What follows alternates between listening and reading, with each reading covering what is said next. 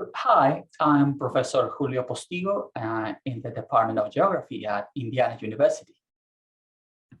Broadly speaking, the Intergovernmental Panel on Climate Change, or IPCC, assesses the science related to climate change.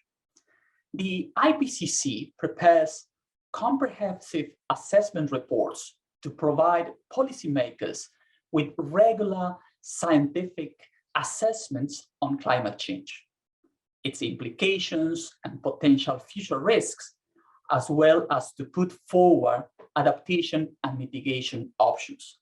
It is important to know that the IPCC does not conduct its own research.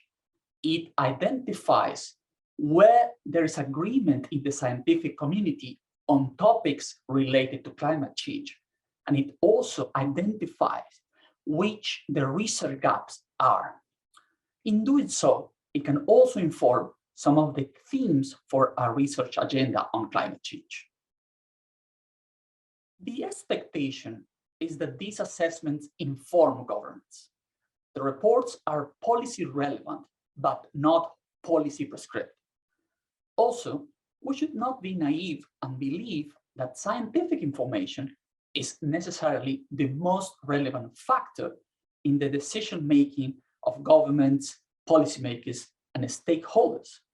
For instance, there is robust scientific evidence of the impacts of climate change, but the outcomes and commitments from the Climate Conference of Parties, or COPs, and also the commitments of individual countries are far from what is needed, to say the least. Vulnerability of communities and individuals is an existing condition that relates to social, political, and economic factors such as power, class, access to services, land, and water. The movement of environmental justice in the US has way too many specific examples, like the Flint water crisis. People have been impoverished and disenfranchised for much longer than they have experienced anthropogenic climate change. Those long-standing conditions drive risk and vulnerability to climate change.